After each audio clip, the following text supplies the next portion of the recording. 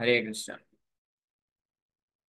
आप सभी भक्तों का हार्दिक स्वागत है आज के प्रातःकालीन श्रीमद् भागवतम के डिस्कशन में। तो आज हम लोग चर्चा कर रहे हैं Shrimad Bhagavatam first canto chapter 5 और इसका श्लोक संख्या 9 पे कल चर्चा किया था परसों। तो इस चर्चा को आगे बढ़ेंगे।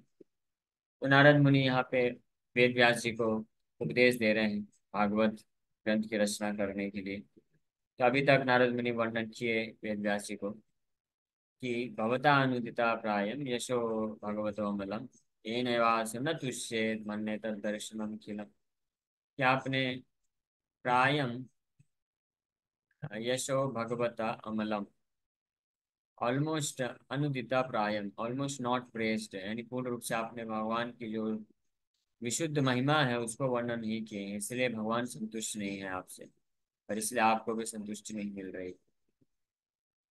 भगवान जब संतुष्ट होते हैं तो हम संतुष्ट होते हैं, भगवान जब सुखी होते हैं तो हम सुखी होते हैं। ये एक और चीज यहाँ से 8 नंबर श्लोक पे ये शिक्षा मिलती है। कई बार लोग सोचते हैं कि हमारे संतुष्ट होने से भगवान संतुष्ट हो जाएंगे, वो भी सत्य है। लेकिन जब हम शुद्ध भक्त बनते हैं, जो शुद्ध भक्त होते हैं वो उनके संतुष्ट होने से भगवान संतुष्ट होते हैं। लेकिन ऐसा कैसे होता है? क्योंकि शुद्ध भक्त होते हैं वो भगवान के शुद्ध भाव से शुद्ध प्रेम में ही सेवा करने से वो संतुष्ट होते हैं और इसलिए भगवान ऐसे भक्तों से संतुष्ट हो जाते हैं। लेकिन यहाँ पे वास्तविक जो फिलॉसफी है, फिलॉसफी तत्व के हिसाब से वो भगवान की कृपा है। अपने शुद्ध भक्त जो भगवान को पूर्ण रूप से प्रेममय सेवा अर्पण करते हैं तो भगवान अ, उनके उनको सुखी बनाना चाहते हैं, उनको सेवा अर्पण करना चाहते हैं। ये भगवान का ये बहुत ही जो है उदार हृदय है, ये कृपा है भगवान की। लेकिन तत्व के हिसाब से अगर देखा जाए तो वास्तविकता ये है कि भगवान जो है पूर्ण है और हम उनके अंश हैं। इसलिए हम केवल तभी संतुष्ट हो सकते हैं जब भगवान संतुष्ट होंगे। ये वास्तविकता है। भगवान को सुख मिलने से हम सुखी हो सकते हैं, भगवान के संतुष्ट होने से हम संतुष्ट हो सकते हैं। ये उसी प्रकार से जैसे नारद मुनि आगे आने वाले श्लोकों में बताएंगे कि जैसे यथा मूल निःशेषणेन तृप्यन्ते यत् भुजौ शाखा। कि मूल जड़ में अगर कोई पानी दे देता है तो जड़ के संतुष्ट होने से बाकी सारे भुजाओं का शाखा, जो भुजा है, शाखा है, उपशाखा है, पत्ते हैं, फूल है, सबको संतुष्टि मिल जाती है। उसी प्रकार से तो ये भगवान, तो ये बहुत महत्वपूर्ण चीज है क्योंकि हम अंश हैं भगवान के। तो भगवान को संतुष्ट किए बिना हम वास्तव में संतुष्ट नहीं हो सकते हैं। जैसे उसी प्रकार से है, उदाहरण दिया जाता है कि कोई व्यक्ति है तो अब मिरर में, आईने में अपने आप को देख रहा है। तो वो जो मिरर में जो रिफ्लेक्शन दिख रहा है, प्रतिबिंब दिख रहा है, तो उसको अलग से आप नहीं सजा सकते। जब कोई व्यक्ति, जो वास्तविक व्यक्ति है, वो अपना श्रृंगार करता है, जैसे जैसे आभूषण पहनेगा, कोई माता जी है मान लीजिए श्रृंगार करती है, तो वैसे वैसे प्रतिबिंब में भी अपने आप श्रृंगार होता चला जाएगा। अलग से कोई सोचेगा प्रतिबिंब को जो है श्रृंगार किया जा नहीं हो सकता है। तो इसी प्रकार से जीवात्माएं जो है भगवान के अंश हैं, यानी भगवान के रिफ्लेक्शन बोल सकते हैं, भगवान से प्रकट होते हैं। इस प्रकार से जो आईने में जो प्रतिबिंब आता है वो जो वास्तविक वास्तविक व्यक्ति है उसके कारण प्रकट हुआ है। वो मूल स्रोत है व्यक्ति, वो व्यक्ति ही नहीं रहेगा तो वो प्रकट जीवात जो प्रतिबिंब नहीं हो सकता है। उसी प्रकार से अंश होने के नाते हम भगवान से प्रकट होते हैं, भगवान पे पूर्ण रूप से निर्भर है, भगवान पे आश्रित है। और यहाँ तक कि हमारे अंदर जो भी आध्यात्मिक गुण हैं या शक्ति है, या यहाँ तक कि कॉन्शियसनेस जो है, चेतना जिसको बोलते हैं, जिससे चेतना से ये डिफरेंशिएशन होता है कि जो व्यक्ति चेतन होते हैं उनको जीवात्मा बोला जाता है, जो चेतन नहीं है वो तो जड़ पदार्थ हो गया। तो ऐसे चेतन जो भी है वो भी वास्तव में भगवान के कारण है। भगवान की चेतना के कारण जीवात्माओं में चेतना है, भगवान अलाउ करते हैं। नहीं तो फिर भगवान की दूसरी शक्ति भी है, बहिरंगा शक्ति। भगवान अगर अपने से सेपरेट कर देते हैं अपनी जिस शक्ति को। भिन्न प्रकृति में अष्टधा, गीता में भगवान बोलते हैं। तो भगवान सेपरेट कर देते हैं, मतलब भगवान अलाउ नहीं कर रहे हैं वो शक्ति को। तो सेपरेटेड एनर्जी जो हो जाती है, तो उसमें चेतना नहीं होती। ये भौतिक जगत, पृथ्वी, जल, वायु, अग्नि, आकाश से टेबल, कुर्सी, ये सब भी भगवान की शक्ति है। लेकिन ये भगवान की सेपरेटेड एनर्जी है, यानी भिन्ना प्रकृति है, बहिरंगा शक्ति है। भगवान अपने इससे अपने आप को अलग कर दिए हैं, डिस्कनेक्ट कर दिए हैं। इसीलिए इसमें चेतना नहीं है। लेकिन जो जीवात्मा होती है, वो भगवान की कनेक्टेड एनर्जी है, नॉट सेपरेटेड, कनेक्टेड एनर्जी है। अंतरंगा शक्ति में आती है, अंतरंगा शक्ति।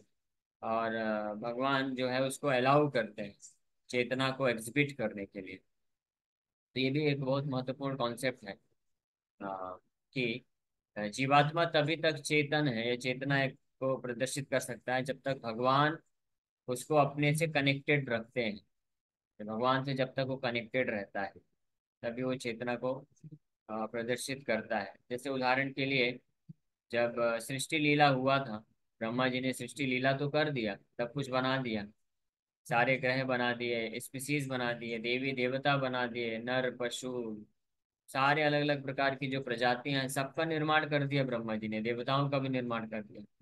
लेकिन किसी में चेतना नहीं है, कोई कार्यान्वित नहीं हो पा रहा है, कुछ भी कार्य नहीं हो रहा, सब डल डल बैठे हुए हैं। लेकिन जब भगवान जो है परमात्मा के रूप में प्रवेश करते हैं, तब जो है उसमें चेतना आती है। यानी भगवान जो है supreme conscious, supremely conscious personality of God है व्हेन ही एंटर्स। जब सुप्रीम कॉन्शियस परम चेतन भगवान जब प्रवेश करते हैं, उनका स्पर्श होता है, तब जो है हर जीवात्माओं में भी चेतना आती है और सब कार्य करना प्रारंभ करते हैं। तो इसलिए ये सब मैंने दो तीन चीज इसलिए बताई, ये समझाने के लिए कि हम भगवान पे निर्भर है, ना कि भगवान हम पे निर्भर। ये हमेशा ध्यान रखना चाहिए। ठीक है। और कभी ये नहीं सोचना चाहिए कि भगवान भी देखो निर्भर है भक्तों पे। वो भगवान की असीम कृपा है, अहेतु की कृपा है, उसको हम जनरल रूल नहीं बना सकते हैं, या उसको तत्व नहीं बोल सकते हैं। ये इसलिए बता रहा हूँ क्योंकि ये श्लोक में वेद नारद मुनि बता रहे हैं 8 नंबर श्लोक में, कि भगवान तुष्ट जब तक नहीं होंगे तब तक हम संतुष्ट नहीं हो सकते हैं। और इस फिलॉसफी के विपरीत जा करके एक अपसंप्रदाय हुआ, जिसका शिला भक्तिवेदांत ठाकुर, भक्तिविनोद ठाकुर ने खंडन किया। तो 13 अपसंप्रदायों का तो खंडन किया था भक्तिवेदांत ठाकुर ने अकेले। वैसे तो और भी कितने ही पनपते ही रहते हैं, आए दिन कोई ना कोई अपसंप्रदाय आता रहता है। जैसे अभी ये ऋतिकवाद आया है, ये भी एक अपसंप्रदाय है। इसी तरह से अनेकों आउल बाउल, करता भाजी, गौरांग नागरी, इस तरह के कुछ नाम मैंने बताए। ये उड़ीसा, बंगाल उड़ीसा में स्पेशली आज से 100 साल पहले बहुत इनका प्रभाव था। श्रील भक्तिवेदांत ठाकुर उनको, उनका खंडन करते हैं शास्त्रों के अनुसार, और सही संप्रदाय जो सही शिक्षा है उसको प्रस्तुत करते हैं। तो ऐसी एक संप्रदाय हुई थी, जिसमें वो चैतन्य महाप्रभु की भक्ति करते थे, हरे कृष्ण महामंत्र जप करते थे, हरिनाम संकीर्तन करते थे, सब कुछ करते थे। लेकिन हर प्रकार के पाप भी करते थे, नॉन वेज खाना, नशा करना, अवैध स्त्री पुरुष संबंध बनाना, ये सब कार्य करते थे। तो उनसे कोई पूछता था कि ये सब आप क्यों कर रहे हैं, तो बताते थे कि चैतन्य महाप्रभु ने हमको शिक्षा दिया है कि हम, हमारा उद्देश्य है भगवान को संतुष्ट करना, कृष्ण की संतुष्टि के लिए कार्य करना।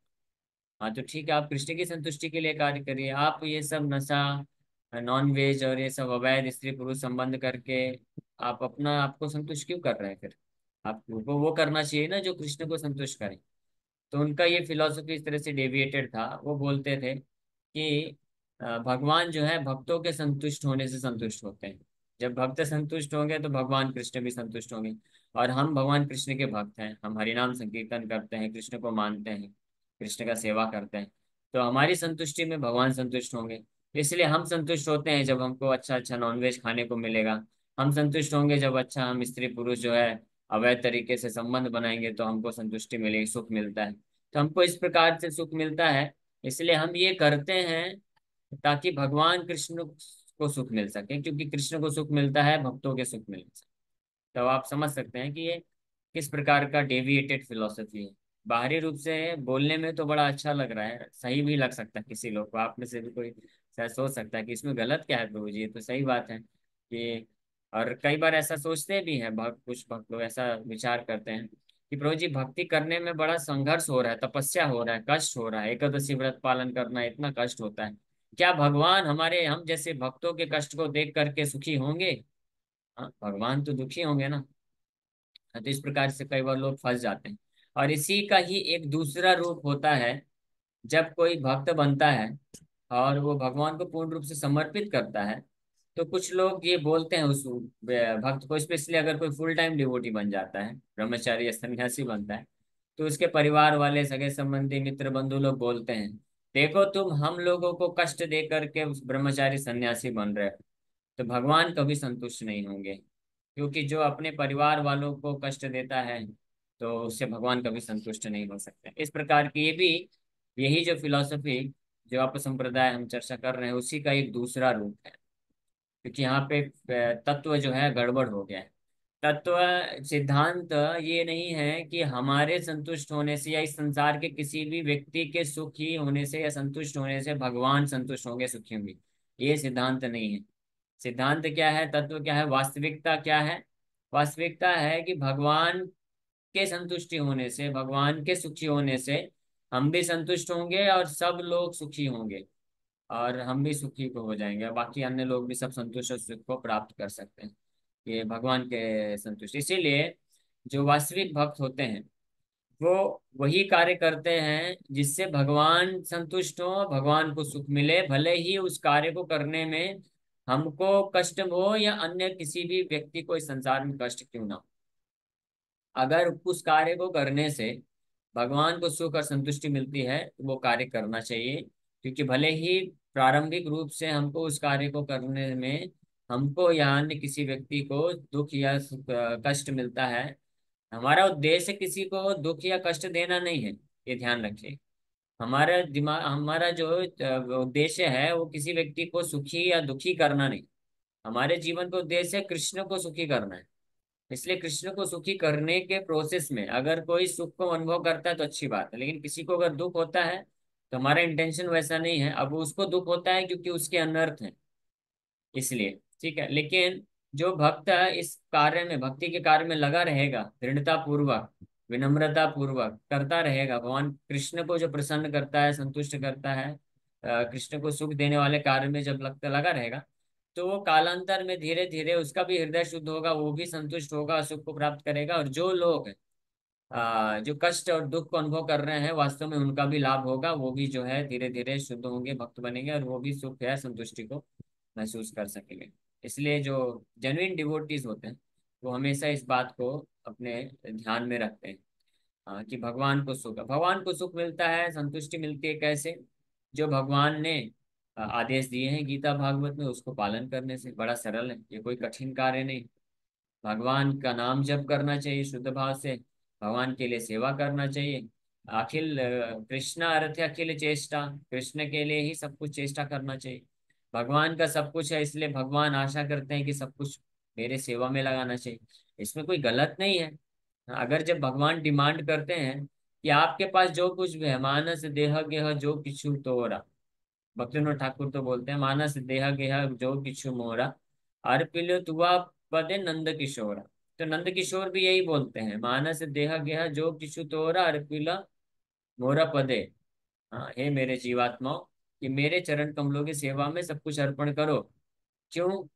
ये कोई बहुत ज्यादा डिमांड नहीं है, ये भगवान की असीम कृपा है, दया है, कि भगवान सब कुछ हमको देते हैं ये सौभाग्य प्रदान करने के लिए, ताकि हम इस सौभाग्य का लाभ उठा करके वापस भगवान को अर्पण कर सके और उसका लाभ हम प्राप्त कर सके।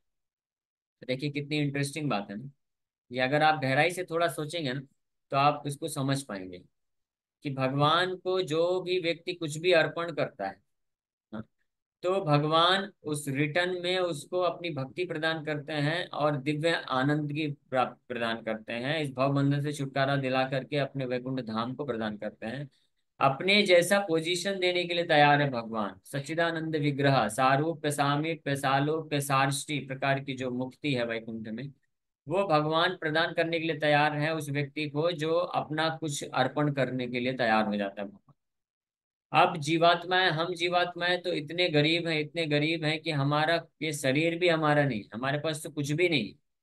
ये भौतिक शरीर भी हमारा खुद का नहीं, क्योंकि पूरी सृष्टि भगवान की है। अब भौतिक शरीर इस सृष्टि से बनता है, सृष्टि का ही पार्ट है। ये भौतिक शरीर भी भगवान का है, तो इसलिए भगवान देखते हैं कि ये बेचारे का उद्धार कैसे होगा। इसके पास तो ये जब तक मेरे को कुछ अर्पण नहीं करेगा तो ये कैसे उद्धार होगा इसका। जब कुछ मुझे रिटर्न देगा तब तो मैं उसको रिटर्न में कुछ दूंगा ना। भगवान ऐसा विचार करते हैं। तो फिर भगवान दया करके सोचते हैं, चलो मैं इसको देता हूँ पहले, इसको देता हूँ और फिर मांगता हूँ। तो भगवान का ही वस्तु है, भगवान देते हैं और फिर डिमांड करते हैं कि वापस मुझे अर्पण कर दो, तो फिर तुमको मैं इस बहाने तुम्हारा उद्धार कर दूंगा, है ना। ये ऐसे ही समझ लीजिए कि जैसा कोई व्यक्ति गया एयरपोर्ट में और उसको टिकट कराना है एरोप्लेन का, यहाँ से विदेश जाना, अमेरिका जाना है। अब उसका टिकट मान लीजिए 60-70 हज़ार रुपए है और उसके जेब में 60 रुपए भी नहीं है। तो बेचारा जाके बोल रहा है, मुझे आप एक टिकट दीजिए ना एरोप्लेन में, मुझे अमेरिका जाना है, मेरे पास वीजा पासपोर्ट कुछ नहीं है उसके पास। तो जो एयरपोर्ट का अधिकारी है वो तरस खा करके सोचता है, यार ये क्या करूं, इसके पास तो पैसा नहीं है, कुछ भी नहीं है, अब इसको टिकट में कैसे दूं। नियम के अनुसार तो ऐसे टिकट तो नहीं मिल सकता है, इतना पैसा तो देना पड़ेगा। तो एयरपोर्ट अधिकारी दया खा करके क्या करता है, पहले अपने मोबाइल से उसमें ट्रांसफर कर देता है, 60,000 ट्रांसफर कर दिया। और फिर बोला, देखो ये आ गया है ना आपके पास, हाँ अब आपका है, ये आपका है, ठीक है, ये 60,000 रुपीज आपका है, अब आप इसके माध्यम से जाओ टिकट करो। अब वो व्यक्ति सोचेगा कि 60,000 मेरा है, मैं क्यों करूं, ठीक है मैं इसको लेके चला जाता हूँ, मैं नहीं करूंगा टिकट। या उसमें बोलता है कि मैं 60,000 ही मेरे पास, मुझे डिस्काउंट दो, 30,000 डिस्काउंट दो। अरे वो तुम्हारा नहीं है, वो एयरपोर्ट अधिकारी ने आपके ऊपर कृपा करके दिया है ताकि आप उसको वापस दे करके आपको टिकट मिल जाएगा। तो इसी प्रकार से हम तो भिखारी हैं, हमारे पास हमारा खुद का तो कुछ है नहीं। हाँ, ये शरीर भौतिक तो कोई चीज है नहीं, आत्मा भी वास्तव में हम अपने आप के भी नहीं, हम भी भगवान के ही अंश हैं। तो भगवान दया करके देते हैं, ठीक है चलो दो इसको मनुष्य जीवन दो, जीवन अवधि दो, ये भौतिक संसार की चीजें दो, कुछ धन संपत्ति दो, सब कुछ दो, ये सारी चीजें भगवान दे देते हैं। और ये आशा करते हैं कि चलो ये सब मैंने दे दिया है, अब ये सब कुछ मेरे सेवा में लगाएगा और इस प्रकार से मैं इसको वैकुंठ का टिकट दे दूंगा। तो अब आप बताइए, क्या ये कुछ गलत है। भगवान इतनी दया कर रहे हैं तो भगवान इस सब कुछ देने के बाद अगर डिमांड करते हैं कि सर्वधर्मान परित्यज्य माम एकम शरणम व्रज अहम त्वां सर्व पापेभ्यो मोक्षयिष्यामि मा शुचः मयि सर्वाणि कर्माणि सन्न्यस्य अध्यात्म चेतसा। हाँ, कि अपने सारे कर्मों को मेरे लिए समर्पित करो, अब अन्य बाकी हर प्रकार के कर्तव्य धर्म को छोड़ करके केवल मेरी सेवा में लग जाओ। इसमें क्या गलत है, कोई गलत नहीं। भगवान ने ये सब कुछ दिया है तो वो डिमांड कर सकते हैं। तो ये भगवान हमको सुअवसर देते हैं इस माध्यम से, ताकि हम भगवान को इस तरीके से संतुष्ट कर सके। अब भगवान जैसे संतुष्ट हो जाएंगे तुरंत हमारा टिकट कंफर्म कर देंगे और हम जा सकते हैं। तो खैर हम लोग तो थोड़ा इस पे चर्चा कर लिए। आठ, ये बहुत महत्वपूर्ण चीज था। तो 8 नंबर श्लोक में नारद मुनि इस प्रकार से वर्णन किए कि जब तक आपने भगवान की संतुष्टि के लिए कार्य नहीं किया है, आपने बहुत कुछ तो कर दिया है, धर्म का आचरण, धर्म कर्म ज्ञान यज्ञ तपस्या सब कुछ बताया है, लेकिन ये भगवान नहीं चाहते हैं। भगवान क्या चाहते हैं वो आप वर्णन करिए तब। और फिर वही 9 नंबर श्लोक में बता दी, यथा धर्मादयश्चार्थ मुनि वर्यानुकीर्तितः न तथा वासुदेवस्य महिमा ही अनुवर्णिता। हाँ, वासुदेव की महिमा को अनुवर्णित नहीं किया है आपने, केवल धर्म आदेश, धर्म अर्थ काम मोक्ष, कैसे धर्म को करके पैसा मिले, धन संपत्ति मिले, भौतिक लाभ मिले, और फिर उसका इस्तेमाल करके काम भोगे, काम वासनाओं की पूर्ति करें, और उससे फ्रस्ट्रेट होकर के मोक्ष वांछा भी अगर आती है तो उसमें ही अपना ही संतुष्टि की बात चल रही है। तो ये सब आपने तो वर्णन कर दिया है, लेकिन इससे भगवान संतुष्ट नहीं हो सकते हैं। हाँ, इसीलिए बोल रहे हैं। अब आज का श्लोक है, हम लोग बस श्लोक को ट्रांसलेशन पढ़ेंगे, कल इस पे और चर्चा करेंगे। न यद्वचश्चित्र पदम हरेर्यशो जगत पवित्रम प्रगृणीत करहिचित् तदवायसं तीर्थमुसन्ति मानसा न यत्र हमसा निरमन्ति शिक्षया। Those words which do not describe the glories of the Lord, who alone can sanctify the atmosphere of the whole universe, are considered by saintly persons to be like unto a place of pilgrimage for crows, since all perfect persons are inhabitants of the transcendental abode. They do not derive any pleasure there. तो इस प्रकार से नारद मुनि वेद व्यास जी को बोल रहे हैं कि आप भगवान की शुद्ध अमल महिमा का गुणगान करने हेतु कुछ रचना करिए, भागवत की रचना करिए। और ये भागवत की रचना, इसकी क्या विशेषता है, क्या विशेषता है, उसको दूसरे तरीके से बता रहे हैं।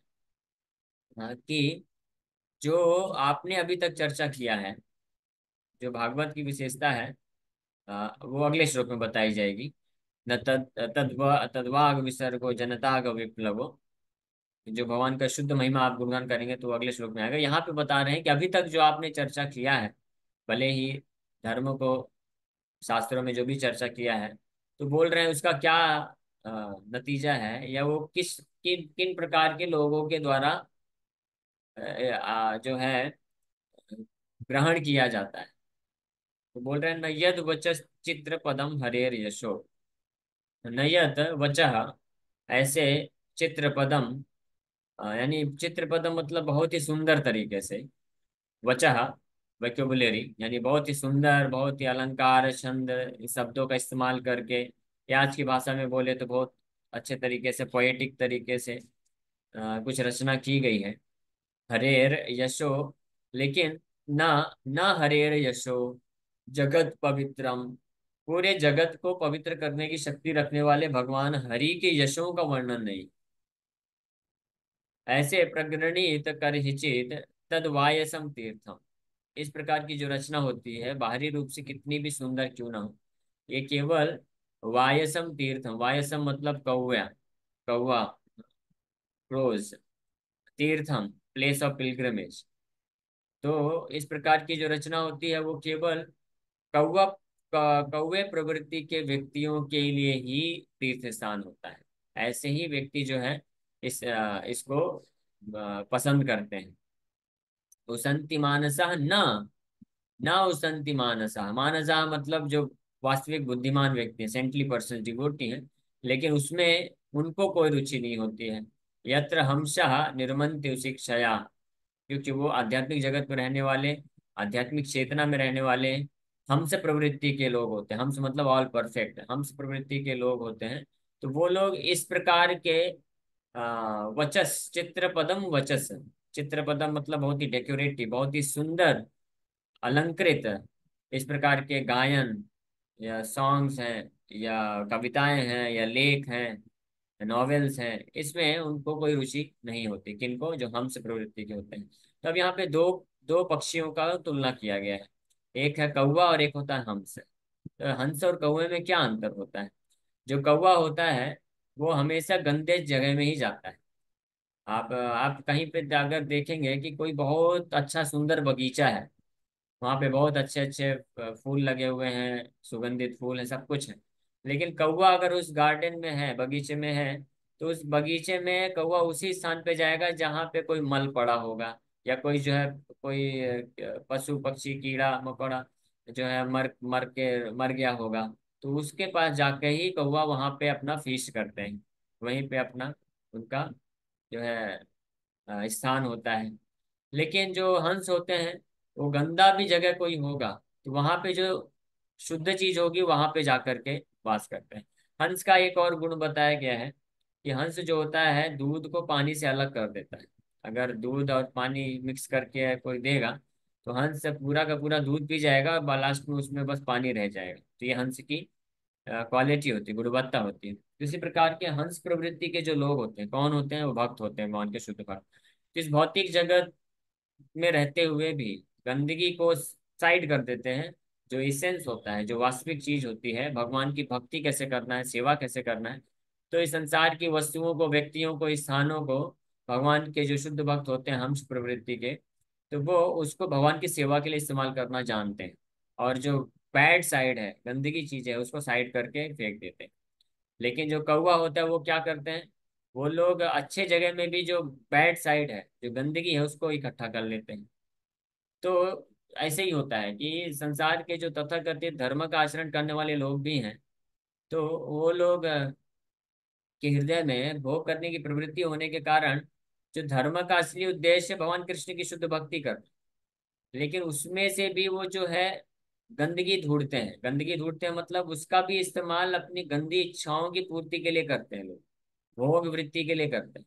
भगवान, यहाँ तक कि भगवान नारायण, भगवान कृष्ण का सेवा जो है सतोगुण में किया जाता है, सतोगुणी लोगों के लिए होता है। हाँ, अगर किसी को बहुत ही ज्यादा भौतिक वासनाओं की पूर्ति करनी है तो चलो, रजोगुणी तमोगुणी के प्रभाव में देवी देवताओं का पूजा करता है, वो सब आशा करता है, तो वो तो थर्ड क्लास होता है। कि भौतिक इच्छाओं, भौतिक लाभ को प्राप्त करने से रावण हो गया, कंस, हिरण्यकश्यप, ये सब हो गए। ये लोग भी बहुत भक्त थे, बहुत भयानक उपासना किया इन्होंने भी भगवान शिव का, अन्य देवी देवताओं का। लेकिन ये राक्षस क्यों माने गए? क्योंकि उन्होंने उनका सेवा उपासना किया भौतिक लाभ प्राप्त करने के लिए। लेकिन यहाँ तक कि सात सत्व गुण में भगवान नारायण की पूजा की जाती है, तो कौवा प्रवृत्ति के लोग होते हैं, तो इस प्रकार के सात्विक पूजा में भी जाकर के अपनी भौतिक वासनाओं को देखते हैं, भौतिक इच्छाओं की पूर्ति करने के लिए करते हैं। तो इसीलिए नारद मुनि यहाँ पे बोल रहे हैं कि अगर आप इस प्रकार की रचना को कर देंगे, जिसमें कुछ न कुछ गंदगी आप रख देंगे, कि भौतिक लाभ प्राप्त करने वाली गंदगी को, तो जो इस संसार के लोग कौवा प्रवृत्ति के हैं, तो वो लोग जा करके उसी गंदगी को ही उठाएंगे, और आपका जो ऑब्जेक्टिव है, उद्देश्य है, वो पूरा नहीं हो पाएगा कि कृष्ण की शुद्ध भक्ति प्रदान करें। इसलिए आपको एक ऐसा बगीचा बनाना पड़ेगा जहाँ पे कोई भी गंदगी नहीं है, जहाँ पे किसी भी कोई भी कौवा प्रकार का जो व्यक्ति है वो प्रवेश ही न कर सके, केवल हंस लोग ही आकर के वहां पे जो है आनंद उठाएंगे। हाँ, हंस निर्मत्सराणाम सताम, इसीलिए जो भागवत ग्रंथ है निर्मत्सर व्यक्तियों के लिए। तो इस प्रकार से ये लक्षण यहाँ पे बताए गए हैं। तो इस श्लोक पे हम लोग और कल चर्चा करेंगे। अभी यहीं पे विराम करते हैं। Thank you very much. किसी भक्त का कोई प्रश्न है तो पूछ सकते हैं। हरे कृष्ण।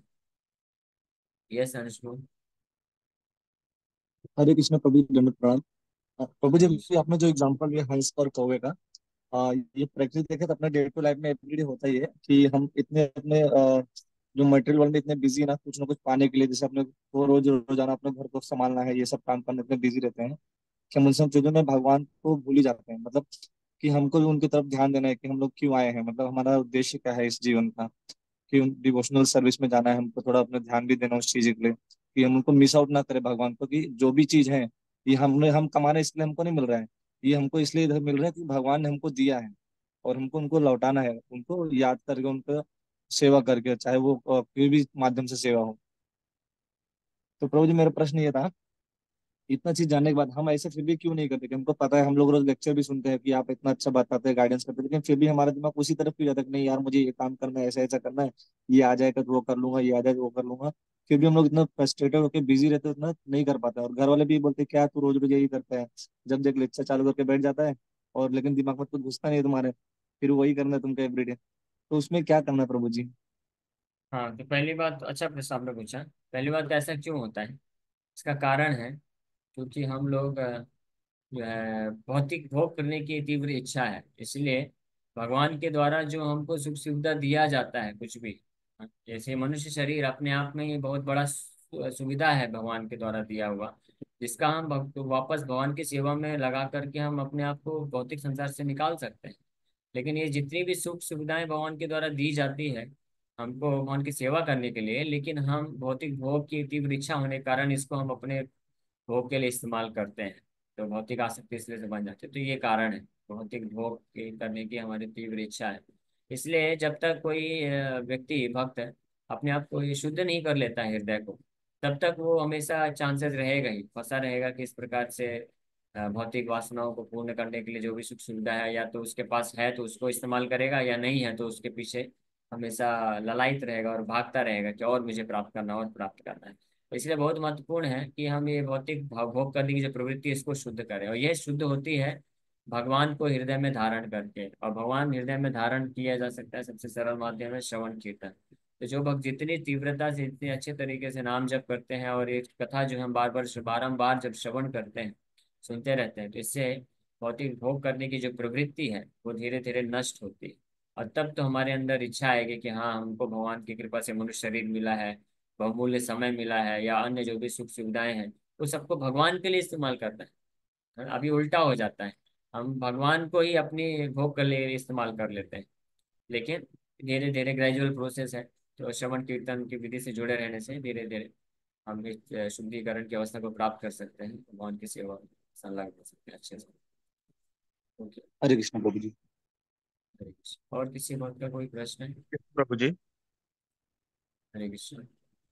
प्रभु जी, जैसे हम ये भौतिक जीवन में सर्वाइव करते हैं, और जैसे आपने अभी जो बताया, जो हमारे जीवन में ये जो भौतिक इच्छाएं है वो अलग अलग तरीके से प्रकट होती है, और जिससे हम आध्यात्मिक में नहीं चाहते, तो ये जो इच्छा है इसको हम किस तरीके से खंडन करना चाहिए, या इसमें ज्यादा फंसना नहीं चाहिए, इसके लिए कैसे हमको सर्वाइव करना पड़ेगा? इसके लिए वही है, दो में ऑलरेडी दो चीज बताया कि जो भोग संसार में भोग करने की, इंद्र तृप्ति करने की जो तीव्र प्रवृत्ति बनी हुई है, उससे शुद्धिकरण की आवश्यकता है। तो इसलिए हरिनाम जब जो ध्यान पूर्वक करेगा उतना उसका हृदय का मार्जन हो। और दूसरा, जो हम श्रवण करते हैं, जैसे आज हमने क्लास में चर्चा किया और अन्य हर डेली हम लोग कथा में श्रवण करते हैं कि भौतिक भोग क्यों नहीं करना है, तत्वों को, सिद्धांत को, वास्तविक सिद्धांत को समझना है कि हम लोग वास्तव में इंजॉयर नहीं है, भगवान कृष्ण भोगता है। भगवान कृष्ण को संतुष्ट करना है, उनको सुख प्रदान करना जीवन का उद्देश्य है। इसका क्यों? क्योंकि उनके माध्यम से ही हम सुख को प्राप्त कर सकते हैं। जैसे मिरर का एग्जांपल दिया था, अगर मिरर के अंदर जो प्रतिबिंब है वो बोलेगा कि मुझे अपने आप को सजाना है, तो भाई सजा लो। जब तक वास्तविक व्यक्ति अपने आप को नहीं सजाएगा तब तक प्रतिबिंब में तो कुछ होने नहीं वाला है। उसी प्रकार से तो जब तक भगवान को हम नहीं सजाएंगे, भगवान को संतुष्ट नहीं करेंगे, तब तक हम उनके अंश, रिफ्लेक्शन होने कारण हम वास्तव में कभी संतुष्ट नहीं हो सकते। तो इस सिद्धांत को हम समझते हैं कथा के श्रवण के माध्यम से, और हरिनाम के माध्यम से अपने भोग करने की प्रवृत्ति जो शुद्धिकरण करते हैं। इस प्रकार से हम धीरे धीरे भौतिक इच्छाओं से ऊपर उठ करके भगवान की शुद्ध सेवा में संलग्न। हरे कृष्णा प्रभु जी। प्रभु जी, लौकिक माता पिता अगर 1 घंटा बच्चा 2 घंटा नहीं खाता पीता तो कहते हैं कि वो बच्चे को भूख लगी, खा ले बच्चा। और प्रभु एकादशी में कहते हैं निर्जला करो, ये फल मिलेगा, वो फल मिलेगा। तो ऐसा भगवान क्यों कहते हैं?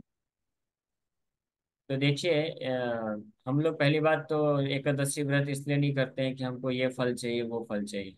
हम एकादशी व्रत करते हैं केवल और केवल इसलिए क्योंकि भगवान कृष्ण कहते हैं, उनको संतुष्ट करने के लिए, उनको वो प्रसन्न होते हैं इसलिए। ठीक है।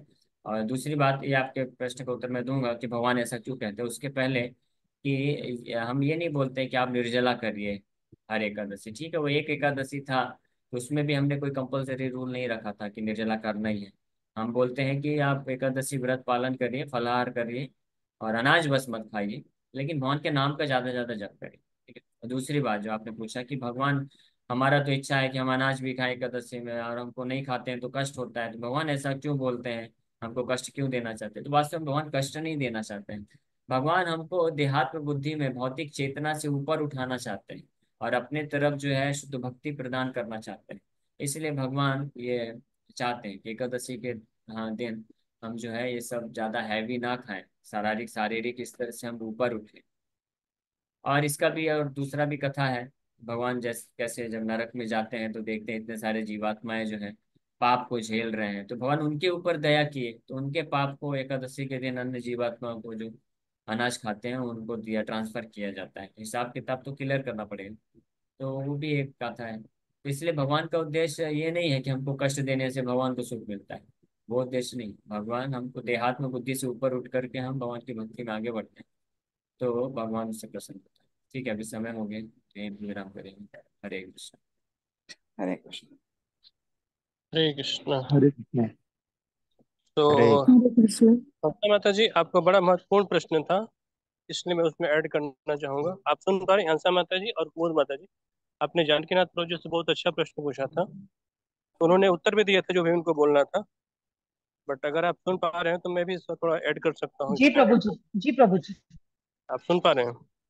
ठीक है। जी प्रभु जी। तो इसको थोड़ा मैं कई सारे एस्पेक्ट में बताऊंगा, कई सारे प्रमाण के माध्यम से बताऊंगा, तब आप समझ पाएंगे। थोड़ा इसमें 3-4 मिनट लगेगा।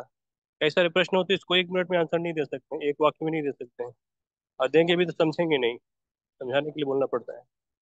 तो पहली बात तो ये जो भावतम से प्रमाण है, भावतम के 9वें स्कंध में लिखा है वास्तव में स्त्री और पुरुष में कोई भेद नहीं है, पहला। दूसरा, जो हमारे इस्कॉन के पहले फिलोसफी है, पहला वाक्य, हम शरीर नहीं हम आत्मा है, हम शरीर नहीं हम आत्मा है। तो जब आत्मा है तो फिर वहां पे कहाँ पे भेद हुआ? पति पत्नी के, स्त्री पुरुष का, अर्थात एक समान है। दूसरी बात जो गीता में भगवान कहते प्रकृति और पुरुष, है ना। तो हम सब प्रकृति हैं, पुरुष कौन है? भगवान है। तो हम लोग अपने आप को पुरुष माने, भोक्ता माने, तो हम लोग भोक्ता है ही नहीं। भोक्ता कौन है? भगवान है। ठीक। और मेन आपकी प्रश्न में आता है जो आपने कहा कि स्त्रियों को हीन बोला गया है या कि उनका प्रमाण नहीं है, कौन से शास्त्र में स्त्रियों को हीन बोला गया है? कोई थोड़ा प्रमाण देंगे, फिर मैं उसका प्रमाण देता हूँ कि कहाँ क्या महिमा बताई गई। आप सुन पा रहे हैं? हरे कृष्णा प्रभु जी। हीन किसी से शास्त्र मतलब में? है कि जो स्त्री पुरुष की जो तुलना की जाती है उसमें स्त्रियों को नीचा समझा जाता है, वो वाली बात थी कहाँ मेरा। समझा जाता है? किसने तुलना किया? कहाँ लिखा है? प्रभु जी ये तो मैंने नहीं पढ़ा, पर सुना हुआ है कि स्त्रियां पुरुषों से निम्न होती है। किसने बोला ये? ये मैं एक पहले कोई क्लास लेती थी, उसमें सुना था मैंने। नहीं, किसी आचार्य ने बोला, किसी शास्त्र में लिखा है तो बात करें। फालतू कोई भी मूर्ख लोग बोले तो हम उसकी नहीं सुनेंगे। किसी शास्त्र में लिखा है, ओके कहीं प्रभु जी। किसी आचार्य ने बोला है? किसी नहीं वेद में, प्रभु जी ऐसा तो कुछ नहीं है। शास्त्र में लिखा है ऐसा? नहीं नहीं। प्रभु जी। उत्तर सुनिए।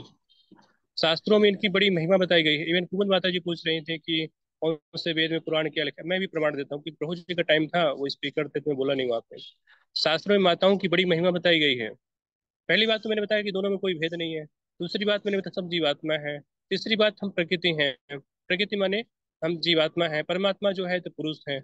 इम्पैक्ट परमात्मा जो भगवान श्री कृष्ण पुरुषोत्तम भी वो भोगता है, हम सब प्रकृति है ना। तो ये बात जानी। इसके ऊपर का अगर आपको जानना है तो ये जान सकते। शास्त्रों में स्त्रियों की बहुत महिमा बताएगी, बहुत महिमा बताएगी। स्कंद पुराण की सबसे बड़ी महिमा बताता हूँ। स्कंद पुराण में क्लियर लिखा है, ध्यान से सुनिएगा। अगर जैसे गौ माता आपके सामने है ना, तो गौ माता की पूंछ पकड़ाई जाती है, इसलिए कोई मरता भी है तो गौ माता की पूंछ पकड़ेगा तो भगवान के नाम गोलोक जाएगा। जब गौ माता पूंछ से ब्राह्मण ब्राह्मण के चरण छुए जाते हैं, चरण पूजा किए जाते हैं, ब्राह्मण ब्राह्मण अपने चरण से पवित्र होता है। हाथी हाथी अपना मुक्ता से पवित्र होता है। सर्प सर्प अपने मणि से पवित्र होता है। ऐसे अगर स्त्री कोई है, लेकिन अगर वो वैष्णवी है, हम फालतू स्त्रियों की बात नहीं कर रहे हैं, अगर वैष्णवी है अर्थात भगवान की भक्ता है, तो संपूर्ण शरीर मतलब एक चरण से लेकर मस्तक तक पवित्र होते हैं। उसके दर्शन मात्र से सब भक्तों को उद्धार होता है। ये स्कंद पुराण में लिखा है। अगर आपको स्कंद पुराण का प्रमाण चाहिए तो मैं दे रहा हूँ उसका। और सुनिए, स्कंद पुराण में एक वाक्य आता है, बहुत प्रसिद्ध वाक्य, मैंने कई बार सुना है। और ये वाक्य मैंने बताया, इसको भी कई बार मैंने आचार्यों से सुना है। इम्पैक्ट अगर कोई सन्यासी भी है, सन्यासी सबसे बड़ा होता है, उत्तम होता है। ब्रह्मचारी, गृहस्थ, वानप्रस्थ, सन्यासी, सन्यासी सबसे बड़ा होता है। सन्यासी पर सिर्फ कोई आश्रम नहीं है। अगर कोई सन्यासी भी है और व्यासासन में बैठा है, माने भागवत की व्यासा, भागवत सबसे बड़े ग्रंथ है, उसमें व्यासाचार्य, व्यासा है विष्णु रूप पाए, व्यास तो होता है विष्णु का रूप होता है, अर्थात भगवान का ही रूप होता है। व्यासासन में बैठा है। उसके बाद उसके अगर पिताजी, सगे पिता क्यों ना आए, जिसने जन्म दिया है, इवन गुरु क्यों ना आए, तो उनको अगर प्रणाम नहीं करेगा तो भी चलेगा, कि प्रणाम करेगा तो अपराध लगेगा। लेकिन ऐसा लिखा शास्त्रों में, अगर उनकी सगी माता जिसमें जन्मदात्री माता आ जाए, अगर अपनी माता को प्रणाम नहीं किया तो अपराध लगेगा। पिता को प्रणाम नहीं किया कोई अपराध नहीं, गुरु को प्रणाम नहीं कोई अपराध नहीं लगेगा, बल्कि अगर प्रणाम करेगा तो अपराध लगेगा। तो अगर अपनी माता को प्रणाम नहीं किया तो अपराध लगेगा। और सुनिए, शास्त्रों में वो जहाँ प्रश्न जाती पूछे जाते हैं दीदी कि मेरे उत्तर क्या है, पापा क्या की है। पोती। हरे कृष्ण, फोन साइलेंट रखिए प्लीज, डिस्टर्ब नहीं करना है। एक और लास्ट में एक बात बोलूंगा, कि भी टाइम हो रहा है। कि शास्त्रों में मुझे पूछा जाता है कि भाव भक्ति और प्रेम भक्ति की बात किया जाता है, रगन भक्ति की बात किया जाता है। इम्पैक्ट वर्तमान में कृपा जी बोलते थे कि जो भक्ति है, भक्ति भावना से होती है। इस्कॉन का नाम क्या है? अंतर्राष्ट्रीय कृष्ण भावना मित्र संघ। ये कृष्ण भावना, अपनी भावना को कृष्ण से जोड़ देना है, कि कृष्ण की भावना को समझना है, कृष्ण भावना मित्र कहलाता है। इस्कॉन का नाम ही अंतर्राष्ट्रीय कृष्ण भावना मित्र संघ। तो जो पुरुष वर्ग होता है ये बुद्धि प्रधान होता है। बुद्धि माने माइंड को ज्यादा लगाते हैं, बुद्धि को ज्यादा, मन को ज्यादा लगाते हैं, बुद्धि को ज्यादा लगाते हैं, इंटेलेक्चुअल लेवल में होते हैं। ठीक। और जो स्त्रियां वर्ग होती है ये भाव प्रधान होती है, हृदय प्रधान होती है, जिसको कहते हैं इमोशनल ज्यादा होते हैं। इमोशनल माने भावनात्मक ज्यादा होते हैं। तो भक्ति में ज्यादा बुद्धि नहीं चाहिए, तर्क नहीं चाहिए, भक्ति में भाव चाहिए, भावना चाहिए, हृदय चाहिए, क्योंकि उनमें ज्यादा कोमल होता है, ज्यादा सॉफ्ट होता है।